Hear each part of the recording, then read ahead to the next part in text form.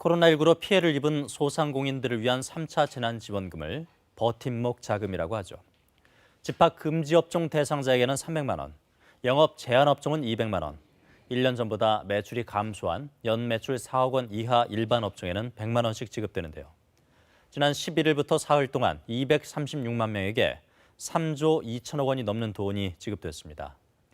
어려운 소상공인들을 위한 자금인 만큼 당연히 꼭 필요한 곳에 정확하게 지급돼야겠죠. 하지만 기준보다 적게 금액을 지급하거나 전혀 엉뚱한 곳에 지급한 사례도 잇따라 확인되고 있습니다. 양예빈 기자가 보도합니다.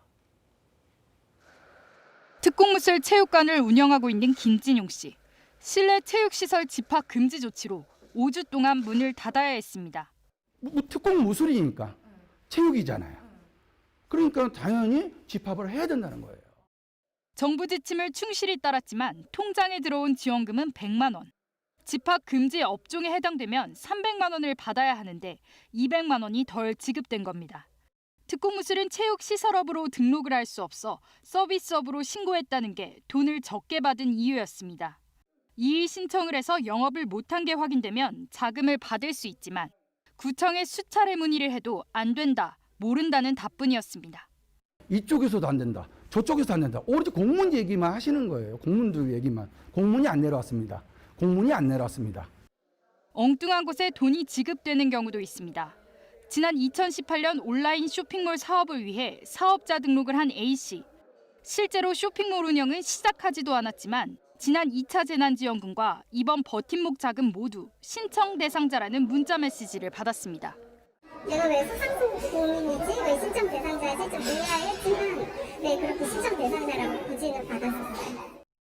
A씨는 고민 끝에 2번 모두 지원금을 신청해 각각 100만 원씩을 받은 뒤 기부했습니다.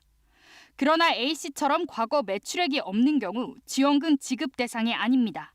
자칫 지원금이 유령 사업자에게도 지급될 수 있다는 뜻입니다. 누군가한테는 악용이 될 수도 있겠다. 왜냐면 이게 1차로 끝나는 게 아니라 2차, 3차, 4차 계속 진행될 수도 있는데 그러면은 안 되겠다. 문제는 이렇게 지원금을 적게 주거나 잘못 준 사례가 얼마나 되는지 정부 스스로도 파악하지 못하고 있다는 점입니다. 이번뿐 아니라 2차 지원금 지급 때도 제대로 된 실태 조사는 없었습니다.